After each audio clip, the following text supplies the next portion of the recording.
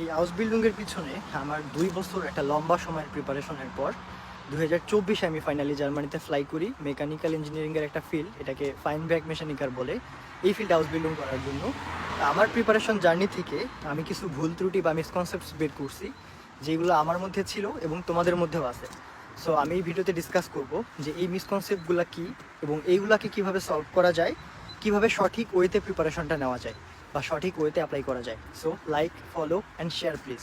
তুমি যখন এই 1 বছর পরে এসে যখন অ্যাপ্লাই করবা, তখন আমার ভিডিওটা তোমার সব থেকে বেশি কাজে আসবে। সো ফার্স্ট যে মিসকনসেপ্টটা আমি তোমাদের মধ্যে দেখতে পাই, সেটা হচ্ছে যে B1 পাস করলে আমি একটা হাউস বিল্ডিং পেয়ে যাব, এই চিন্তা করা। এই চিন্তা কখনো করা যাবে না। তোমার এখানে চান্স 50-50, তুমি পেতেও পারো, নাও পেতে পারো। সো আমি দেখি তোমাদের মধ্যে একটা টেন্ডেন্সি থাকে বা তোমাদেরকে যেভাবে ব্রেন ওয়াশ করা হয় যে B1 পাস করলেই তুমি হাউস বিল্ডিং পাবা। এই ক্ষেত্রে তোমরা করো কি, যে পড়াশোনা, নিজের ক্যারিয়ার, নিজের চাকরি বাকরি সব বাদ দিয়ে ঢাকায় চলে আসো, হোস্টেলে থেকে তোমরা জার্মান ল্যাঙ্গুয়েজ শিখো। এমন পাবলিকও আমি দেখছি। সো এই কাজ কখনো করা যাবে না। একাডেমিক পড়াশোনা তুমি একদিন করো, অন্যদিন তুমি জার্মান শিখো। একটা কথা মাথায় রাখবা, যে আমরা পৃথিবীতে সবসময় যা কিছু দেখি সেটা কিন্তু অ্যাকচুয়াল হয় না। তুমি হয়তো আমার মতো আরও 20 জনকে দেখছো যে আমরা B1 পাস করে জার্মানিতে আসছি, বাট B1 পাস করে বসে আছে এরকম স্টুডেন্টের সংখ্যাও কিন্তু অনেক বেশি। যে ভুলটা তোমরা সব থেকে বেশি করো সেটা হচ্ছে যে প্রফেশন সিলেক্ট না করা। সেম ভুল আমিও করছিলাম, এই জন্য আমার অনেক সাফার করতে হয়েছে। জার্মানিতে সব প্রফেশনে কিন্তু বিদেশিদের চাহিদা আছে, বিষয়টা এমন না। সো আমি তোমাকে যদি উদাহরণ দেই, যে আমার যে কোম্পানিতে ফাইন ভ্যাক মেশানিকার আমি হাউস বিল্ডিং করতেছি, এইখানে এই বছরের জন্য সিট ছিল 2টা, সেখানে অ্যাপ্লিকেশন পড়ছে 98টা। 98টা অ্যাপ্লিকেশনের মধ্যে অলমোস্ট 30টা জার্মান বাচ্চা অ্যাপ্লাই করছে। সো আমাদের হাতে যেহেতু অনেক অপশন ছিল, আমরা কি করছি, শুধুমাত্র জার্মান বাচ্চাদের অ্যাপ্লিকেশনগুলোকে অ্যাকসেপ্ট করছি এবং যারা বিদেশি ছিল তাদের অ্যাপ্লিকেশনগুলোতে আমরা সরাসরি রিসাইকেল বিনে ফেলছি। এই প্রফেশনে 30টা জার্মান বাচ্চা অ্যাপ্লাই করছে একটা কোম্পানিতে। তাহলে তুমি বাংলাদেশ থেকে এসে কীভাবে জায়গা নেবা, তুমি আমাকে সেটা বলো। আমি লাকি ছিলাম, আমার হয়ে গেছে। আমার ফার্স্ট এই কোম্পানিতে ছিল না, আমি কুন্ডিগুন্দি এখানে আসছি। ফার্স্ট আমি যে কোম্পানিতে ছিলাম এটা ছিল প্রত্যন্ত এরিয়াতে, সেখানে অ্যাপ্লিকেশন অনেক কম পড়তো। সো সেখান থেকে আমি একটু এক্সপিরিয়েন্স গ্যাদার করার পর এদিকে চলে আসছি আর কি। আমার ক্ষেত্রেও বিষয়টা এমনই ছিল। সো এইটা হচ্ছে একটা বড় মিস্টেক। তোমরা এমন প্রফেশন সিলেক্ট করো যে প্রফেশনগুলোতে জার্মানিতে লোকের চাহিদা আছে। যেমন ধরো ফ্লেগে, বাংলাদেশ থেকে কিন্তু অনেক স্টুডেন্ট ফ্লেগেতে আসছে। তারপরে ধরো হোটেল রেস্টুরেন্ট, তারপরে হচ্ছে বেকার, এইগুলোতে ট্রাই করো। এগুলোতে ট্রাই করলে তুমি হাউস বিল্ডিং পাওয়ার সম্ভাবনা তোমার অনেক বেড়ে যাবে। এবং মিসকনসেপ্টগুলোর মধ্যে সব থেকে বড় একটা মিসকনসেপ্ট হচ্ছে যে হাউস বিল্ডিং পাওয়ার ক্ষেত্রে result doesn't matter, experience doesn't matter, বয়স ডাজেন্ট ম্যাটার। এই চিন্তা করা। দেখো, তুমি ধরো নিজে এমপ্লয়ার, তুমি আমাকে এমপ্লয় করবা তোমার কোম্পানিতে। এখন আমি তো সেখানে একা অ্যাপ্লাই করবো না। তুমি কি একা একটা কোম্পানিতে অ্যাপ্লাই করবা? যেমন ধরো আমাদের কোম্পানিতে 98টা অ্যাপ্লিকেশন পড়ছে, সেখানে 30 জন বাচ্চা ছিল। 30 জনের জার্মান বাচ্চার থেকে 2জন বাচ্চাকে সুযোগ দেওয়া হবে, 2জন জার্মান বাচ্চাকে সুযোগ দেওয়া হবে। সেক্ষেত্রে তারা কি করবে, দেখবে রেজাল্ট কার ভালো, কার এক্সপিরিয়েন্স আছে, কে এই ফিল্ডে প্র্যাকটিকুম করছে, কে বেশি স্মার্ট, কার ম্যাথে রেজাল্ট ভালো, কার ফিজিক্সের রেজাল্ট ভালো। এই সবগুলা দেখে তারপরে এই 30 জন জার্মান বাচ্চার মধ্যে থেকে 2জনকে এমপ্লয় করা হবে। তাহলে তুমি বাংলাদেশ থেকে কোন আব্দুল যে তোমার রেজাল্ট ডাজেন্ট ম্যাটার করবে না? তুমি যদি হোটেল রেস্টুরেন্টেও অ্যাপ্লাই করো, বিশ্বাস করো, বিলিভ মি, এই একটা ওই রেস্টুরেন্টে যদি আরেকজন আবেদন করে যার রেজাল্ট তোমার তুলনায় ভালো, যার এক্সপিরিয়েন্স তোমার তুলনায় ভালো, যে আগে কাজ করছে, তোমার অ্যাপ্লিকেশন ডাস্টবিনে ফেলবে, তার অ্যাপ্লিকেশনটা অ্যাকসেপ্ট করবে। সো অবশ্যই result matter, everything is matter, everything is matter, believe me.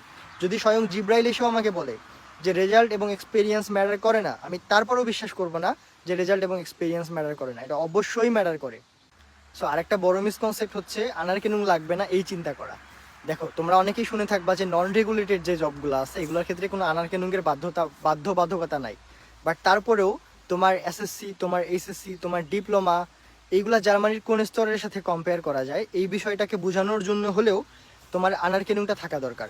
কারণ আমি এই বিষয়টা অনেক সাফার করছি। বাংলাদেশে আমার ডিপ্লোমা ছিল, আর জার্মানিতে ডিপ্লোমা বা ডিপ্লম বলতে বোঝায় হায়ার মাস্টার্স ডিগ্রি। সো তাদেরকে আমি কোনোভাবেই বুঝাইতে পারি না যে আমি কেন হাউস বিল্ডিংটা করতে যাচ্ছি। আবার তারা আমাকে এক কথাই বলে যে আপনি ওভার কোয়ালিফাইড আমাদের এই প্রফেশনের জন্য বা আমাদের এই পজিশনের জন্য, ওভার কোয়ালিফাইড, আপনি অলরেডি ফাকক্রাফট, আপনি কেন আবার হাউস বিল্ডিং করতে যাচ্ছেন? এক্ষেত্রেও আমি অনেক রিজেকশন খাইছি এবং অনেক ক্ষেত্রে রিজেকশন খাইছি যে আমার প্রোফাইল তাদের পছন্দ হয় নাই, আমার ডিগ্রি তারা রিকগনাইজ করতে পারে নাই। সো তারপরে আমি চিন্তা করলাম যে না, আমার আনারকেনুংটা দরকার, যাতে আমি এক লাইনে তাদেরকে বুঝাইতে পারি যে আমি এটার জন্য অ্যাবল। সো তারপরে আমি অনেক সিস্টেমে আন্ডারক্যানিংটা করানো শুরু করি, এবং আন্ডারক্যানিংটা কীভাবে করানো যায় সেটার উপরে আমার স্পেশাল ভিডিও আছে। তোমরা সেই 2টা ভিডিও দেখতে পারো, আমি ডিসক্রিপশনে লিঙ্ক দিয়ে দিব বা ফার্স্ট কমেন্টে লিঙ্ক দিয়ে দিব, সেখানে তোমরা দেখতে পারো। সো আমরা মোস্ট কমন একটা ভুল করি, সেটা হচ্ছে সিভি এবং কাভার লেটার ইন্টারনেট থেকে কপি পেস্ট মারি, এবং যে এক্সপিরিয়েন্স আমার নাই, যে স্কিল আমার নাই, সেটাও সেখানে দিয়ে রাখি। সো তোমার যে প্র্যাকটিস আনলাইটারিন, যে তোমার এই অ্যাপ্লিকেশনটাকে দেখবে, বা তোমার কোম্পানির যে বস যে অ্যাপ্লিকেশনটাকে দেখবে, সে কিন্তু 1 দিন 2 দিনে ওখানে বস হয় নাই, সে কিন্তু 1 দিন 2 দিনে প্র্যাকটিস আনলাইটারিন হয় নাই। হ্যাঁ, সো সে তোমার থেকে কয়েকশো গুণ এক্সপিরিয়েন্স নিয়ে সেই পজিশনে বসে আছে। তুমি যদি একটাও মিথ্যা কথা বলো, সে বুঝতে পারবে 100 ইন্টারনেট থেকে কপি পেস্ট করা সিভি কাভার লেটার দেখলেই বোঝা যায় যে এইটা ও বানায় লিখছে, এটা ওর নিজের না। ঠিক আছে, ওরা এইগুলো বুঝতে পারে। সো এই ভুল কখনো করা যাবে না। তোমার যদি এক্সপিরিয়েন্স না থাকে, তুমি তোমার মোটিভেশনের দিকে ফোকাস করো। আমি তোমাকে এখন যে মিসকনসেপ্টটার কথা বলবো, সেইটা যদি তোমার মধ্যে থাকে, তাহলে তোমার লাইফে মারা খাওয়ার জন্য আর কোনো মিসকনসেপ্টের দরকার নাই। এই একটা মিসকনসেপ্টই যথেষ্ট তোমার লাইফে ফুল স্টপ বসানোর জন্য। সেটা হচ্ছে যে আমরা যারা চলে আসছে অলরেডি জার্মানিতে, আমাদেরকে দেখে মোটিভেশন নেওয়া। এই কাজ কখনো করবা না। Exception is not an example. তোমরা চিন্তা করবা যে আরে ওই ভাইয়ের তো এক্সপিরিয়েন্স ছিল না, ওনার তো রেজাল্ট ভালো ছিল না, ওনার তো B1 পাস ছিল না। ইভেন অনেক একজন আসছে আমি যাকে চিনি, তার B1-এর অনলি স্পিকিং মডিউল ছিল। সেই স্পিকিং মডিউল করে জার্মানিতে আসছে হাউস বিল্ডিং করার জন্য। সো তুমি তাকে দেখে কখনো এক্সাম্পল হিসেবে নিতে পারো না যে ওই ভাইয়ের তো জাস্ট স্পিকিং ছিল, ওনার হয়ে গেছে, তার মানে আমারও হবে না। এটা করা যেতে, এটা কখনো করবা না। অনেককে আমি চিনি যে যারা এজেন্সি ধরে আসতেছে, তুমি যদি একটু মাথা খাটাও, তুমি লক্ষ্য করবা মোর কোয়ালিফাইড, মোর স্মার্ট পিপলরা অ্যাপ্লিকেশন করে করে থেমে যাচ্ছে। তারা হাউস বিল্ডিং ম্যানেজ করতে পারছে না, রেস্টুরেন্টেও পাচ্ছে না। বাট ধরো একটা ফ্রেন্ড সার্কেলের পুরো গ্রুপ চলে আসছে।